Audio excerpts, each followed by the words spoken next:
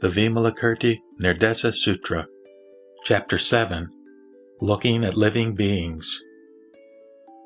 Manjushri asked Vimalakirti, "How should a bodhisattva look at living beings?" Vimalakirti replied, "A bodhisattva should look at living beings like an illusionist does at the illusory men he has created, and like a wise man looking at the moon's reflection in water, at his own face in a mirror, at the flame of a burning fire, at the echo of a calling voice, at flying clouds in the sky, at foam in a liquid, at bubbles on water, at the empty core of a banana tree, at a flash of lightning, at the non-existent fifth element beside the four that make the human body, at the sixth aggregate beside the five that make a sentient being, at the seventh sense datum beside the six objects of sense, at the 13th entrance or ayatana beside the 12 involving the 6 organs and 6 sense data, at the 19th realm of sense beside the 18 dhatus or fields of sense, at form in the formless world, at the non-existent sprout of a charred grain of rice, at a body seen by a Shrodapana who has wiped out the illusory body to enter the holy stream, at the entry of an Anagaman or a non-returning Shravaka into the womb of a woman for rebirth, at an Arhat still preserving the 3 poisons of desire, anger, and stupidity which he has eliminated forever, at a bodhisattva realizing the patient endurance of the uncreate who is still greedy, resentful, and breaking the prohibitions, at a Buddha still suffering from klesha or troubles, at a blind man seeing things, at an adept who still breathes air in and out while in the state of nirvanic imperturbability, at the tracks of birds flying in the air, at the progeny of a barren woman, at the suffering of an illusory man, at a sleeping man seeing he is awake in a dream, at a devout man realizing nirvana who takes a bodily form for another reincarnation, and at a smokeless fire. This is how a bodhisattva should look at living beings." Thereat, Manjushri asked Vimalakirti, "When a bodhisattva so meditates, how should he practice kindness?" Vimalakirti replied, "When a bodhisattva has made this meditation, he should think that he ought to teach living beings to meditate in the same manner. This is true kindness. He should practice causeless or nirvanic kindness which prevents creativeness, unheeded kindness which puts an end to klesha or troubles and causes of troubles, impartial kindness which covers all 3 periods of time, which means that it is eternal, involving past, future, and present, passionless kindness which wipes out disputation, non-dual kindness which is beyond sense organs within and sense data without, indestructible kindness which eradicates all corruptibility, stable kindness which is a characteristic of the undying self-mind, pure and clean kindness which is spotless like Dharmata, boundless kindness which is all-pervasive like space, the kindness of the Arhat stage which destroys all bondage, the Bodhisattva kindness which gives comfort to living beings, the Tathagata kindness which leads to the state of thatness, the Buddha kindness which enlightens all living beings, spontaneous kindness which is causeless, Bodhi kindness which is of one flavor, that is, uniform and unmixed wisdom, unsurpassed kindness which cuts off all desires, merciful kindness which leads to the Mahayana path, untiring kindness because of deep insight into the void and non-existent ego, Dharma bestowing or dana kindness which is free from regret and repentance, precepts or sila upholding kindness to convert those who have broken the commandments. Patient or kshanti kindness, which protects both the self and others. Zealous or virya kindness, to liberate all living beings. Serene or dhyana kindness, which is unaffected by the five senses. Wise or prajna kindness, which is always timely. Expedient or upaya kindness, to appear at all times for converting living beings. Unhidden kindness, because of the purity and cleanness of the straightforward mind. Profound-minded kindness, which is free from discrimination. Undeceptive kindness, which is faultless. And joyful kindness, which bestows the Buddha joy in nirvana. Such are the specialities of Bodhisattva kindness. Manjushri asked Vimalakirti, What should be his compassion? Vimalakirti replied, His compassion should include sharing with all living beings all the merits he has won. Manjushri asked, What should be his joy? Vimalakirti replied, He should be filled with joy on seeing others win the benefit of the Dharma with no regret whatsoever. Manjushri asked, What should he relinquish? Vimalakirti replied, In his work of salvation he should expect nothing, that is, no gratitude or reward in return. Manjushri asked, On what should he rely in his fear of birth and death? Vimalakirti replied, He should rely on the power of the Tathagata's moral merits. Manjushri asked, What should he do to win support from the power of the Tathagata's moral merits? Vimalakirti replied, He should liberate all living beings in order to win support from the power of the Tathagata's moral merits. Manjushri asked, What should he wipe out in order to liberate living beings?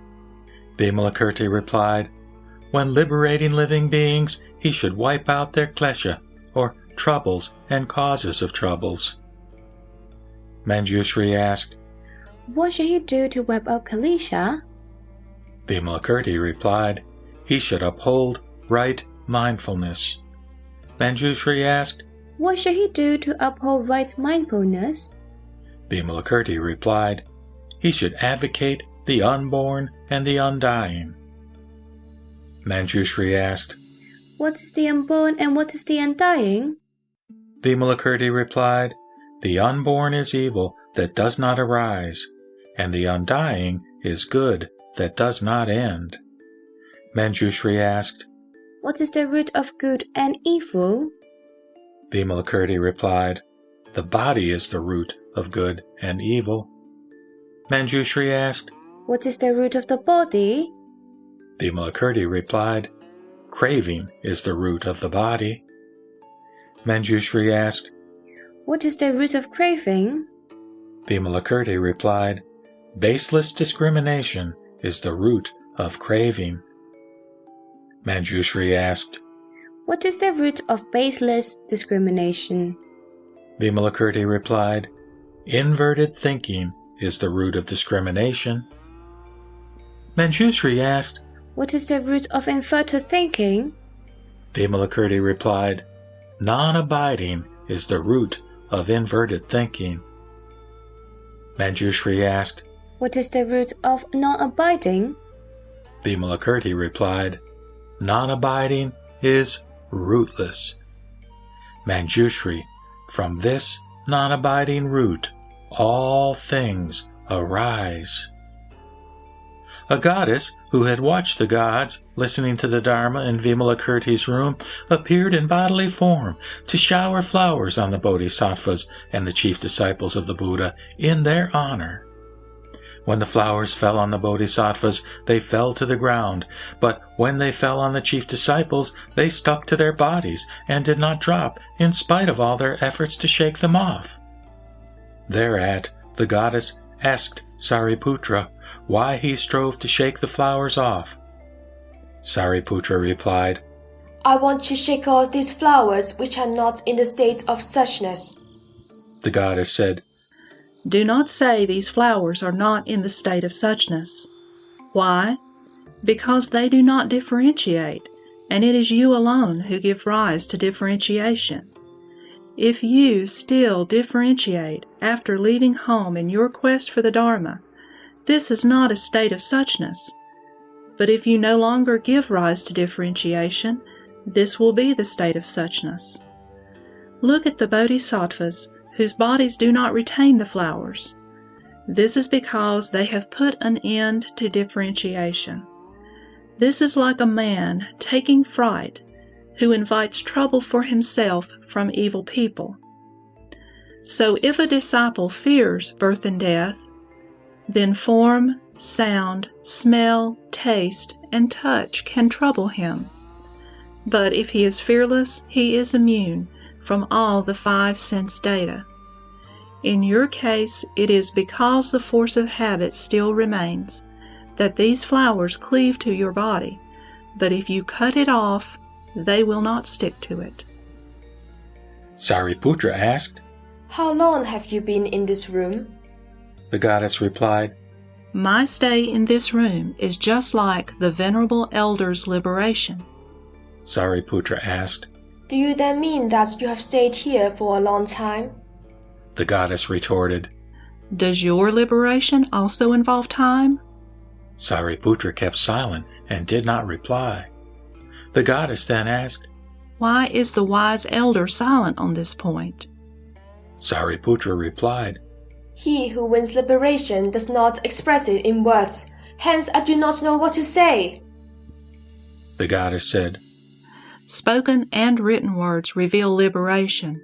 Why? For liberation is neither within, nor without, nor in between, and words are also neither inside, nor outside, nor in between. Therefore, Sariputra, liberation cannot be preached without using words. Why? Because all things point to liberation. Sariputra asked, Do you then mean that there is no need to keep from carnality, hatred, and stupidity to win liberation? The goddess replied, In the presence of those who are proud of their superior knowledge, the Buddha said it is important to keep from carnality, hatred, and stupidity in the quest of liberation. But where they are absent, he said that the underlying nature of carnality, hatred, and stupidity, that is, the self-nature, is identical with liberation. Sariputra exclaimed, Excellent, goddess, excellent! What have you gained and experienced that gives you such an eloquence? The goddess replied, The fact that I neither gain nor experience anything gives me this eloquence. Why is it so? Because he who claims to have won and experienced something is arrogant in the eye of the Buddha Dharma. Sariputra asked, Which of the 3 vehicles is your aim? The goddess replied, When I preach the Shravaka Dharma to convert people, I appear as a Shravaka. When I expound the 12 links in the chain of existence, I appear as a Pratyeka Buddha. And when I teach great compassion to convert them, I appear as a teacher of Mahayana. Sariputra, like those entering a kampa grove, who smell only the fragrance of kampas to the exclusion of all other odors, those entering this room smell only the fragrance of Buddha merits, and no longer like the aroma of achievements by Shravakas and Pratyeka Buddhas. Sariputra, when Indra, Brahma, the 4 Deva kings of the 4 heavens, guardians of the world, heavenly dragons, ghosts and spirits, etc., entered the room and heard this Upasaka, Vimalakirti, expound the right Dharma, they all took delight in smelling the fragrance of Buddha merits and developed the Mahayana mind before returning to their worlds. Sariputra, I have stayed here for 12 years, during which I have never heard the dharmas of Shravakas and Pratyeka Buddhas, but only the doctrine of great kindness, Maitri, and great compassion, Karuna, of the Bodhisattvas and the inconceivable Buddha Dharma. Sariputra, in this room there are always 8 unusual manifestations. Firstly, this room is illuminated by a golden light, which is the same by day and by night, and does not depend on either sunlight or moonlight to light it up. Secondly, he who enters it is immune from all troubles caused by defilements. Thirdly, this room is visited by Indra, Brahma, the 4 Deva kings of the 4 heavens, and bodhisattvas from other realms. Fourthly, the never-receding Dharma of the 6 paramitas is always expounded in it. Fifthly, the most melodious heavenly music intoning countless Dharma doors to enlightenment is heard in it. Sixthly, this room contains the 4 canons of sutras, Vinaya, Sastras, and miscellaneous scriptures, full of inexhaustible precious treasures for those who are spiritually poor. Seventhly, when the Venerable Upasaka thinks of Sakyamuni Buddha, Amitabha Buddha, Aksobhaya Buddha, the Buddha of precious virtues, the Buddha of precious flame, the Buddha of precious moonshine, the Buddha of precious majesty, the invincible Buddha, the Buddha of the lion's roar, the Buddha of all perfection, and countless other Buddhas in the 10 directions, they all come to expound the secrets of the esoteric Buddha Dharma, after which they return to their realms. Eighthly, all majestic heavenly palaces and all pure lands of Buddhas appear in this room. Sariputra, after witnessing these 8 remarkable things in this room, who still seeks the Sravaka Dharma? Sariputra asked. Why did not you change your female bodily form? The goddess replied, For the last 12 years, I have been looking in vain for a female bodily form. So what do you want me to change? This is like an illusionist who creates an illusory woman. Is it correct to ask him to change this unreal woman? Sariputra said, No, because it is not a real body. Into what then can it be changed? The goddess said, All phenomena, including forms, are also unreal. So why have you asked me to change my unreal female body? Thereat, she used her supernatural powers to change Sariputra into a heavenly goddess, and herself into a man similar to Sariputra, and asked him, Why do you not change your female form? Sariputra replied, I do not know why I have turned into a goddess. The goddess said, Sariputra, if you can change your female body, all women should also be able to turn into men. Like Sariputra, who is not a woman, but appears in female bodily form, all women are the same, and though they appear in female form, they are fundamentally not women. Hence the Buddha said, All things are neither male nor female. Thereat, the goddess again used her supernatural powers to change Sariputra back to his original male body, and asked, Where is your female body now?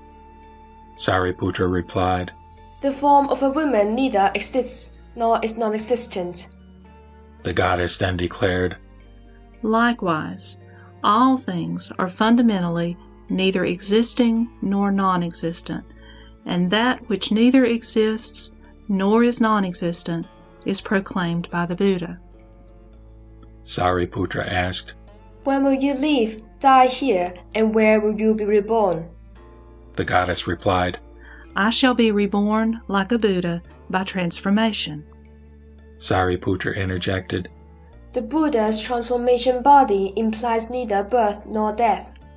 The goddess said, Likewise, all living beings fundamentally are subject to neither death nor birth. Sariputra asked. When will you realize supreme enlightenment? The goddess replied, I shall realize supreme enlightenment when Sariputra returns to the worldly way of life. Sariputra retorted, There is no such thing as myself, a holy man at the Stravaka stage, returning to the worldly way of life. The goddess said, There is also no such thing as myself realizing enlightenment. Why? Because Bodhi, or enlightenment, is not an objective which can be realized. Sariputra retorted, There are Buddhas as countless as sanguines in the Ganges who have realized and will win supreme enlightenment. What will you say of them?